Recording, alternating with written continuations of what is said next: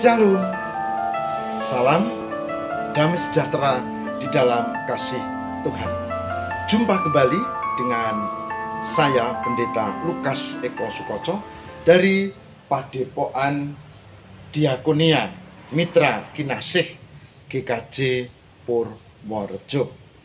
Dalam RHI Renungan hari ini kami akan mengajak kita untuk menghayati satu tema yang sangat penting, yaitu rekonsiliasi, pembaruan dan pemulihan kerasulan Petrus. Rekonsiliasi, pembaruan atau pemulihan kerasulan Petrus. Besar harapku tema ini menjadi berkat untuk ibu bapak dan saudara di dalam minggu-minggu Paskah yang kita hayati bersama saat ini. Semoga menjadi berkat. Mari kita siapkan diri kita dan Tuhan memberkati. Rekonsiliasi memiliki makna yang mendalam, tapi yang paling esensial dalam rekonsiliasi adalah pemulihan relasi, pembaharuan relasi, pemulihan dan pembaharuan relasi. Dalam hal ini yang dimaksud adalah kerasulan Rasul Petrus. Dia berjanji, dia tampil selalu di depan dibandingkan para murid yang lain, tapi ternyata dia tidak memiliki yang lebih. Bahkan dia menyangkal Yesus sebagai gurunya sampai 3 kali, dan Yesus sudah berkata, sebelum ayam berkokok, engkau sudah 3 kali menyangkal aku. Dan benar, ternyata Petrus tidak banyak seperti yang lain.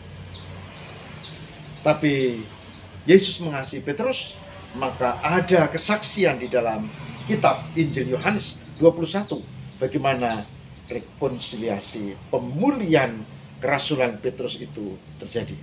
Mari kita bersama-sama menghayati hal ini, dan itu biarlah menjadi inspirasi kita. Karena apa? Karena ternyata ketika saya atau saudara atau kita jatuh, Yesus peduli dan memperbarui relasi itu. Yohanes 21 ayat 15 sampai dengan 19 dikatakan demikian.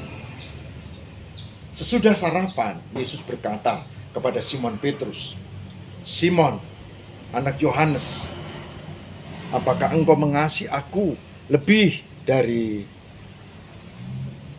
mereka ini?" Jawab Petrus kepadanya, "Benar Tuhan, engkau tahu bahwa aku mengasihi engkau."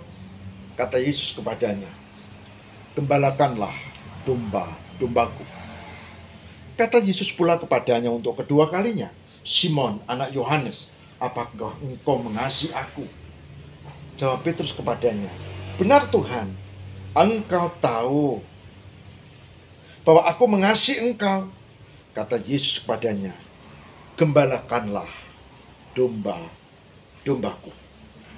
Kata Yesus kepadanya untuk ketiga kalinya, "Simon, anak Yohanes, apakah engkau mengasihi aku?" Maka sedih hati Petrus karena Yesus berkata untuk ketiga kalinya, "Apakah engkau mengasihi aku?" Dan ia berkata kepadanya, "Tuhan, engkau tahu segala sesuatu, engkau tahu bahwa aku mengasihi engkau." Kata Yesus kepadanya, "Gembalakanlah domba-dombaku.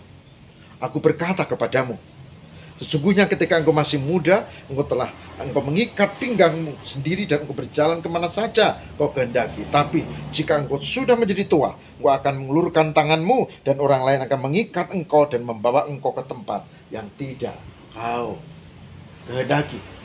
Dan hal ini dikatakannya untuk menyatakan bagaimana Petrus akan mati dan memuliakan Allah. Sudah mengatakan demikian, ia berkata kepada Petrus, "Ikutlah aku." Demikian Yohanes 21 ayat 5 sampai dengan 15. Pecinta RHI, renungan hari ini yang diberkati Tuhan. Apa yang menarik dari rekonsiliasi Petrus ini? Yang pertama, bermula dari kesadaran bahwa Petrus salah, kilap, keliru, maka dia menyadari kesalahannya. Rekonsiliasi terjadi kalau satu pihak yang salah mengakui kehilafannya. Dan Petrus menangis. Dia menyesal. Ini poin penting. Ada kalanya banyak orang, saudara dan saya, salah, kilap, tapi tidak menyesal, tidak mengakui. Petrus mengakui dan menyesal. Poin kedua, yang menarik adalah inisiatif datang dari Yesus. Saudara baca pasal sebelumnya. Dia mengajak para murid termasuk Petrus untuk perjamuan kasih di pinggir pantai itu. Dan dari situ lalu Petrus diundang. Ada inisiatifnya adalah dari Tuhan. Poin penting, kalau manusia berdosa, dia menyesal, tidak cukup.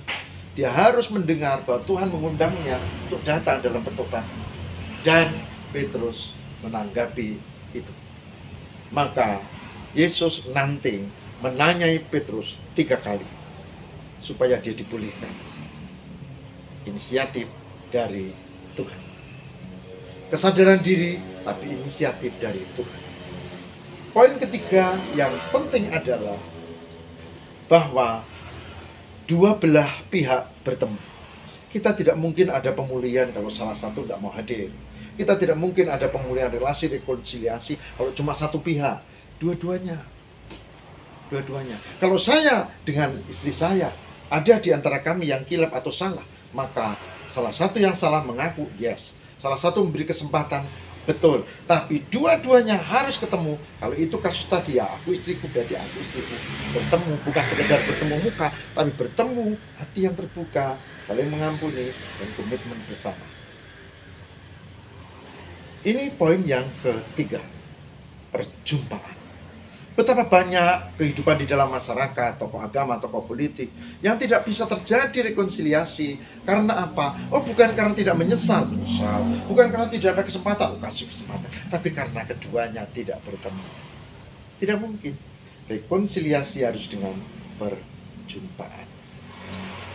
Nah, hari ini sebagai hambanya saya mengajak, mari kita belajar untuk ambil seperti sikap Petrus. Kalau salah kita menyesal dan bertobat. Karena Tuhan undang kita untuk hadir dalam pengakuan dosa dan bertobat. Mari kita berjumpa, kita menghampiri, kita mohon pengampunan Tuhan. Tapi di dalam jemaat, di dalam gereja, di dalam masyarakat, mari kita juga meniru untuk seperti itu. Menyesal, memberi kesempatan, perjumpaan. Kalau itu dilakukan, kehidupan kita di masyarakat menjadi bagus. Dan Tuhan memberkati karena kita ada diikat oleh cinta kasih. Selamat berefleksi, saudara. Kalau Petrus dipulihkan, Tuhan juga memulihkanmu. Tuhan juga memulihkan aku. Tuhan memulihkan kita. Dan kita menjadi orang-orang yang diberkati di dalam Tuhan. Puji Tuhan. Marilah kita bersama mohon berkat di dalam doa.